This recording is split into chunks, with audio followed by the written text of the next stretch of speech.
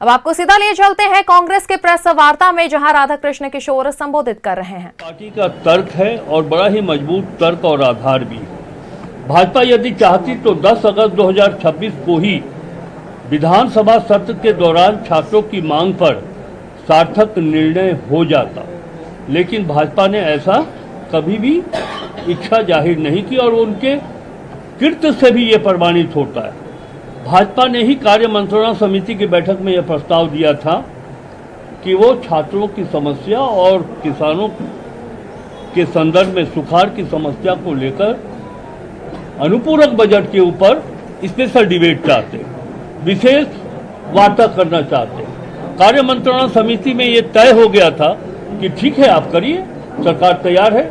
हम 2 घंटे के बजाय 3 घंटे की समय निर्धारित करते। लेकिन जब 10 अगस्त को अनुपूरक बजट पर सत्र चला तो भारतीय जनता पार्टी के नेता सदन में आने के बजाय मुख्यमंत्री के आवास को घेरने चले गए।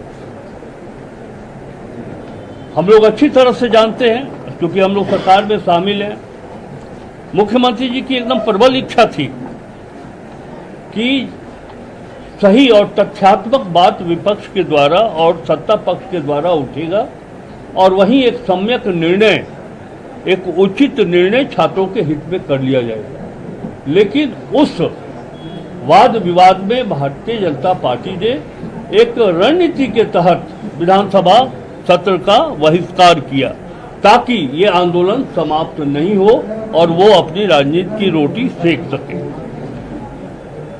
दिनांक 10/8/2026 को छात्र विधानसभा का घेराव कार्यक्रम को लेकर बाजार में यह चर्चा बनी रही कि भाजपा ने आस पड़ोस के राज्यों से अपने कैडर को बुलाकर विधानसभा को घेरने का प्रयास किया था। कांग्रेस पार्टी माननीय मुख्यमंत्री श्री हेमंत सोरेन से यह मांग करती कि मामले की जांच कर विधि पूर्वक कार्रवाई वैसे लोगों के विरुद्ध की जाए जो बाहर से आकर के हमारे आंदोलनरत छात्रों के आंदोलन को बदनाम करने की साजिश लोगों ने की। छात्रों की जबरदस्त समस्या और राज्य में सूखे की स्थिति पर व्यापक चर्चा नहीं होने देना यह भी स्पष्ट करता है कि भारतीय जनता पार्टी को राज्य की जनता से, राज्य के छात्रों के बारे में उनसे कोई मतलब नहीं है और वह सिर्फ एक ही चीज़ चाहते हैं, राजनीति करना। उनकी राजनीति जिंदा हो, उनके केंद्रीय नेतृत्व से जो वहाँ से निर्देश आता है और उसी के आलोक में ये यहाँ प्रदेश इकाई उस पर काम करती है। यानी कि प्रदेश भारतीय जनता पार्टी को अगर केंद्रीय नेतृत्व का कठपुतली कहा जाए तो कोई अतिशयोक्ति मैं नहीं मानता हूँ। एक चीज़ मैं ये बताना चाहता हूँ, झारखंड के इतिहास में पहली बार आंदोलनकारी विधानसभा के मुख्य गेट तक पहुँच गए। क्या लगता है, अगर हेमंत सोरेन की सरकार और उनका प्रशासन संवेदनशील नहीं होती तो कोई भी आंदोलनकारी विधानसभा तक तो नहीं पहुंच सकता। न कोई उनके विरुद्ध सख्त कार्रवाई की गई, एक सीमा तक जाने देने में एक मौन समर्थन हमारे प्रशासन के लोगों का भी रहा कि हम नहीं छेड़ेंगे। छात्रों के साथ हम, उनकी भावनाओं के साथ, उनके आंदोलन के साथ हम कोई ऐसा काम नहीं करेंगे जो छात्रों को परेशानी का सबब बन जाए। और यही कारण था, ये धैर्य सरकार की और प्रशंसा की जानी चाहिए। प्रशासन और सरकार की जो भूमिका रही है उसकी जितनी भी प्रशंसा की जाए कम।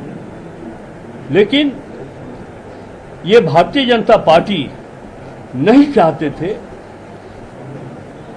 कि ये आंदोलन में कोई उसकी गति कम हो और यही कारण था कि ये बात तो अप्रमाणित हो चुका है कि हमारे वो छात्र जिन्हें अपने मांगों को लेकर आंदोलन कर रहे थे, वो अपनी मांगों को लेकर, उससे अधिक उन्हें कुछ नहीं चाहिए था। छात्र कभी भी विधानसभा को घेरने या ऐसी कोई कार्रवाई, जो छात्र थे उनकी ओर से कोई बात नहीं की गई। इस आंदोलन को गलत दृष्टिकोण देने का, गलत दिशा देने का जो कार्रवाई हुआ है वो भारतीय जनता पार्टी के ऊपर है।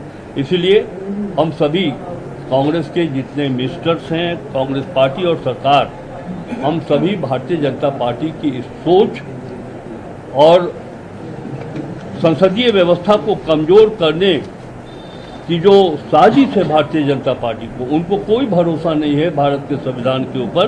उनका अपना संविधान चलता है कि कैसे वो सत्ता में बने रहें, देश की सत्ता में और राज्यों की सत्ता में। इसी उद्देश्य से वो छात्र के इस आंदोलन में शामिल हैं।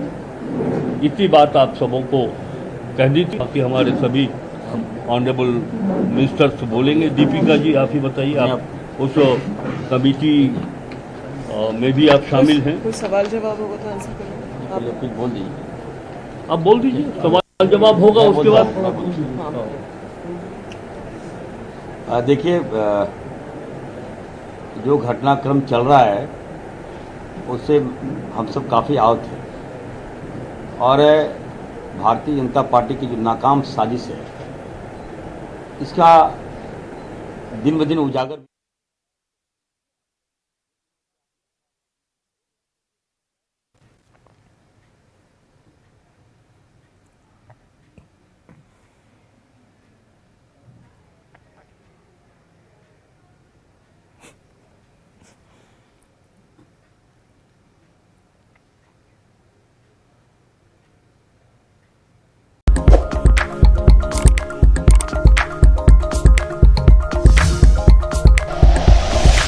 Like and share videos, subscribe करें हमारा चैनल और प्रेस करें बेल आइकॉन। न्यूज़ 11 भारत, सच है तो दिखेगा।